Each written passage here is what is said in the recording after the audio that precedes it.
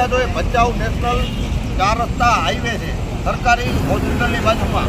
હમણાં 10 મિનિટ પહેલા જ એક મીઠાની ઓવરલોડ ગાડી છે. પ્રથમ તો એક રિક્ષાવાળાને અહીંયાથી ઉપાડ્યો, ત્યારબાદ વેરાઈ ગ્રુપમાં હોટલ બાજુ જતા એક વ્યક્તિનું મૃત્યુ થયું છે. એના આગળ જતા એક હાઈબ્રિડની કારને ઉડાડી છે. એના આગળ જતા જે ગરીબ લોકો રહેતા હતા છાપરાવાળી, એના છાપરામાં એ ગાડી ઉડાડી દીધી છે.